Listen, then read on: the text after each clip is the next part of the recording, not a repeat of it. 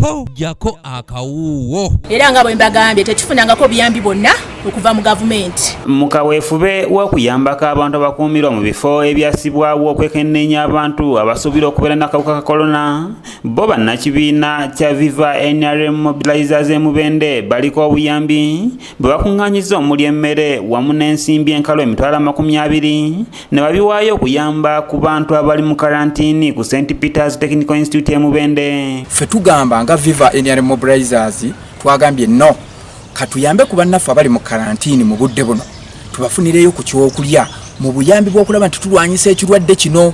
Tetuyinza kulekerera bulekerezi gavumenti nayo nga bwesala amagezi kugala nsalo kukola bweti kunoonya ddagala badokita kutakula mitwe kati naffe buli omu kyayina kyasobola okuwaayo eri munne. Kitegeeza ffe tugambye nti atunoonyeeyo tuguleeko ku mmere tufuneyo akantu ako akatono bannaffe baani abatambuza tunoonyeeyo ku mafuta nago tugabawe. Ssentebe w'ekibiina kino ayebazibwe ali ategeezezza nga bwe basazeewo okuyambako ku bantu bano oluvannyuma lw'okukitegeera nti wabaddewo obwetaavu ng'abalwadde tebalina kye balya. Nga olw'embeera eriwo tusobodde okusonda ku mmere ey'abantu baffe abali mu karantiini wano e Mubende olw'okuba nti abantu gye bali bajja buli lunaku kubanga mu byalo eyo buli gwasuubira yavudde ewala balina kumuleeta mu karantiini naye ate ekizibu ekiriyo the biggest challenge nti emmere entono n'obanga tebasobola kufuna kyakulya so nga ffe Viva ne tusalawo tusonde ku mmere tusobole okubawa.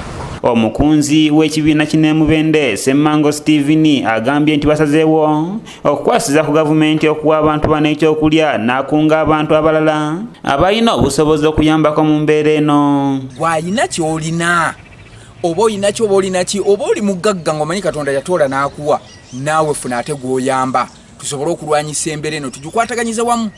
Ekirala abantu baffe abali mu byalo eyo tugezezzaako babuulira n'okugezaako okubannyonnyola nti tulina bangi abantu abaava mu mawanga ag'ebweru. Ebintu bino byonna bikuŋŋaanyiziddwa ku woofiisi ya RDC Mubende olwo ne bikwasibwa akakiiko akasiddwawo ku mulimu guno era wano Diso Major Frank Mutabazi n'asiima obuyambi obuweereddwayo. Twebale aba Viva okutuyamba kutuwa mmere akulabirira abalwadde betulina mu karantiini mwebale ddala n'amafuta gano nebaza ddala.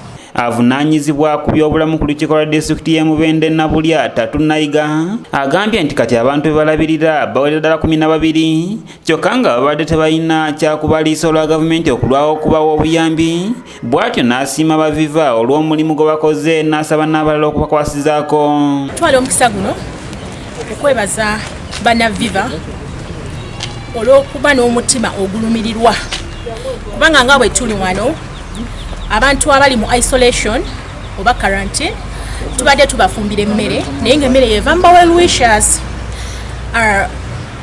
Gavumenti okutuuka kati tenabatuwaayo wadde buyambi bwonna so njagala kubeebaza olw'omutima omugabi omutima omuzadde kubanga eyo mu quarantine tulinayo abaana abato tubeerewo n'abakyala ab'embuto abaagala okuba nga balya buli kaseera so guno omukisa gw'amaanyi nnyo nga bannamubende ntwala okubeebaza era nkakasa nga abantu baffe bagenda kulya bulungi. Tumusiime Richard yakusakidde eggulire erina okulwa ABS Television kubanga babadde bayeyena abamu bagamba tebalya kawunga ng'ayagala kutooke ayagala akyuseeko.